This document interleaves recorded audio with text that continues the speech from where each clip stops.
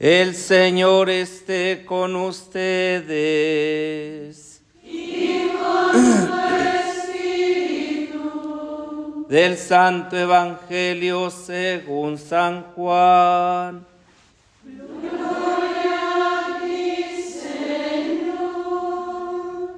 Tomás, uno de los 12, a quien llamaban el gemelo, no estaba con ellos cuando vino Jesús, y los otros discípulos le decían: hemos visto al Señor.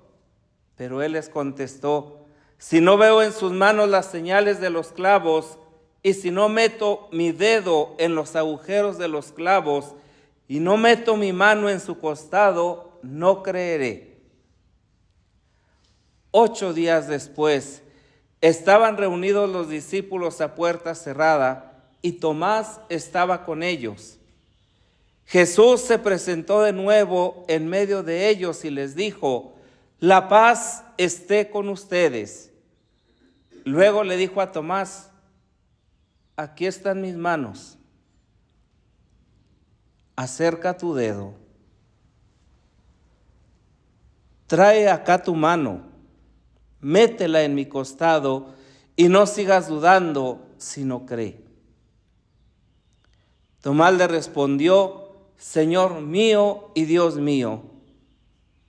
Jesús añadió: tú crees porque me has visto. Dichosos los que creen sin haber visto.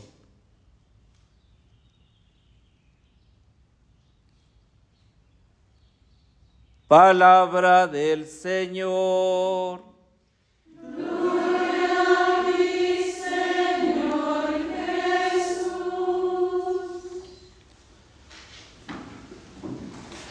Vayan por todo el mundo y prediquen el Evangelio. Este fue precisamente, a grandes rasgos, ¿verdad?, el Evangelio que Francisco escuchó y el cual le dio una identidad para la vocación que el Señor le había regalado solo a él. Porque la vocación es absolutamente personalísima y no se puede intercambiar, y nadie puede parecerse a otro en su llamada vocacional, ni tampoco en su respuesta. Cuando Francisco escucha estas palabras: vayan por todo el mundo y prediquen el Evangelio y no lleven nada para el camino, él simple y sencillamente exclama: esto es lo que quería, esto es lo que buscaba, esto es lo que anhelaba. Y se lanza como un loco por los caminos a predicar y anunciar el Evangelio. Aquel hombre que antes, ¿verdad?, pues era la crema innata de Asís, aquel hombre que antes era, pues eso, un cantor, ¿verdad?, de la liviandad, un cantor de la parranda y de todo, ahora se convierte en un cantor del Evangelio, en un propagador del Evangelio, en el hombre más libre que seguramente la historia de la iglesia y de la humanidad jamás ha tenido. Porque Francisco fue auténticamente libre, y su libertad consistió precisamente en saber vivir en plenitud aquello que el Señor le había regalado. Bajo ninguna circunstancia y en ningún momento Francisco titubeó sobre su vocación. Es cierto que tuvo que clarificar qué es lo que Dios quería de aquello que hervía en su corazón. Y es cierto que para ello tuvo que recurrir a la hermana Clara, y es cierto que para ello también tuvo que recurrir al hermano Rufino para que le ayudaran a clarificar qué era lo que el Señor le pedía. Pero una vez que Francisco tiene claro lo que el Señor quiere de él, no va a permitir que ninguna circunstancia lo aleje de esta voluntad de Dios. Y esto es lo que hizo que el mundo, ¿verdad?, fuera uno absolutamente distinto a partir de Francisco. La historia de la iglesia, como seguramente muchas de ustedes me habrán escuchado decir, la historia de la iglesia es diferente. Hay un parteaguas, hay un antes y un después. El antes de Francisco y el después de Francisco, que llega hasta nuestros días. Y es precisamente por eso, porque Francisco fue un hombre evangélico, fue el hombre de evangelio. Y entonces, a lo largo de los siglos, muchos hijos de Dios en primer lugar y después hijos y hermanos suyos, ¿verdad? Pues han seguido sus huellas, las huellas del crucificado. Y durante este tiempo la iglesia se ha visto adornada y se ha visto coronada con los más grandes ejemplos de santidad que pertenecen a la iglesia y que ésta como madre los ha dado a luz en medio del silencio, en medio del dolor y en medio del sufrimiento. No los ha dado en medio de la fama, no los ha dado en medio de la sabiduría, ¿verdad? Sí, no los ha dado en medio de los esquemas perfectos de pensamiento, no, los ha dado en medio precisamente de la penitencia, de la oración, de la fidelidad, y ha hecho capaces que esos hijos e hijas se conviertan en auténticas luces para el mundo, unas antorchas que nadie ha podido apagar. Y entonces nosotros que vemos hoy este evangelio, en él vemos precisamente la esencia del cristianismo y son las marcas de la pasión. Todos los acontecimientos de Cristo Jesús, todos, desde su nacimiento, ¿sí?, su vida oculta en Nazaret, su trabajo en Galilea, su predicación, su ministerio, su pasión, su muerte en cruz, todos se leen a la luz de la resurrección. Solamente cuando Cristo Jesús resucitó, entonces entendieron quién era este hombre. Entonces entendieron por qué oraba de esa manera, por qué le hablaba a Dios como papá de esa manera, por qué veía a sus hermanos y los acogía y los perdonaba y los resucitaba de esa manera, pero solo a la luz de la resurrección. Y fue a la luz de la resurrección donde pudieron entender, ¿sí?, que aquellos que le habían rechazado ahora también eran sujetos del reino, porque Dios no excluía a nadie. Y precisamente los signos más claros de la resurrección de Jesús fueron los signos de la pasión. No había duda que este hombre que había acabado como un pedazo de carne en una cruz, sin belleza ni hermosura, como un hombre acostumbrado al sufrimiento, varón de dolores, como nos dicen los cánticos del siervo de Yahvé, era el mismo que estaba resucitado y que se estaba apareciendo. Era imposible que un hombre resucitara habiendo acabado como acabó Jesús. Pero este hombre no era un impostor, no era un mentiroso, porque resucitó con los signos de la pasión.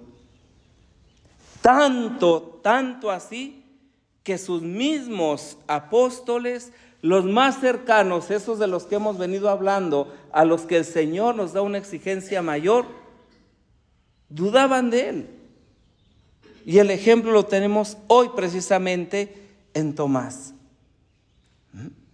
Qué experiencia tan terrible, ¿sí?, y tan valiosa al mismo tiempo, la de Tomás, de tener el gran privilegio, ¿sí?, de poder meter su dedo y su mano en las llagas de los clavos y en la llaga del costado,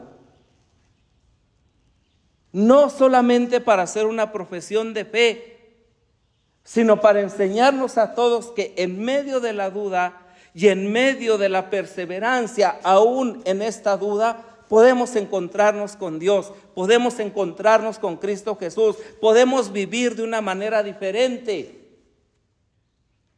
Y es precisamente en esta experiencia donde Francisco de Asís hunde sus raíces, en la experiencia de la pasión, en la experiencia de la estigmatización, ¿sí? Ahora que estamos celebrando este centenario, ¿verdad? Y dentro de este marco, les decía antes, de el aniversario de la aprobación de la regla Religiones Celus, con esta bula, ¿verdad?, donde la familia capuchina es reconocida como auténticamente nacida de Francisco, ¿sí? Y como hija de la iglesia, donde esta rama ha dado de esos variados flores, adornos de los que hablábamos antes, los más exquisitos. Precisamente por eso, ¿sí? Porque es la única rama, la única familia donde ha venido directamente esta experiencia, esta gracia de Dios. Porque finalmente es eso, es una gracia de Dios, no es un mérito. Pero desafortunadamente nosotros, capuchinos, capuchinas del siglo XXI, no hemos logrado entender y valorar lo que Dios ha dado a la iglesia a través de la Santa Reforma, de la Reforma Capuchina.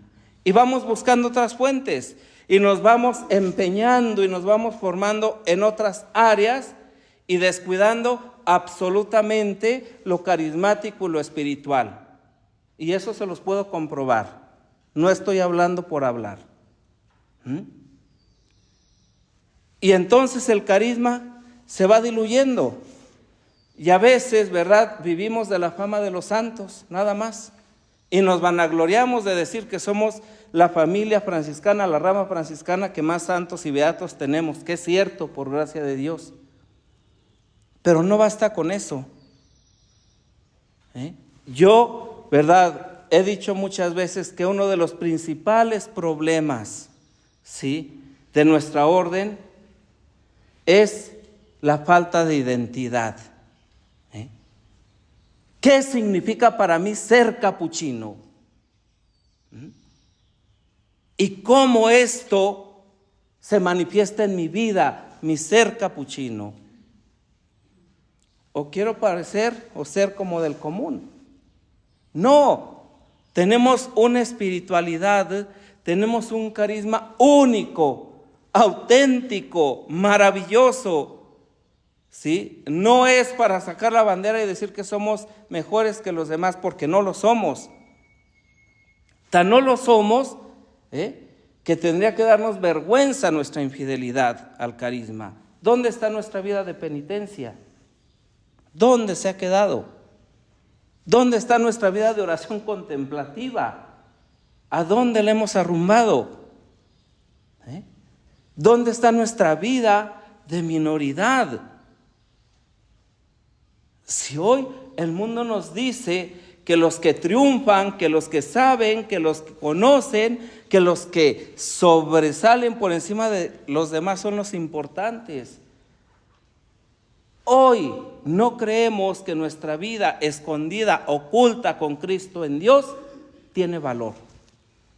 Y eso es muy triste.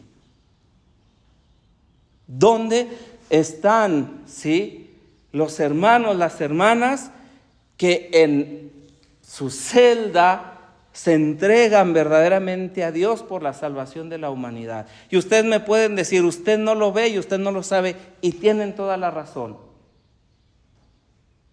Pero lo que se vive en el corazón se proyecta en la vida cotidiana, en la vida de todos los días. Entonces no nos engañemos, no nos engañemos.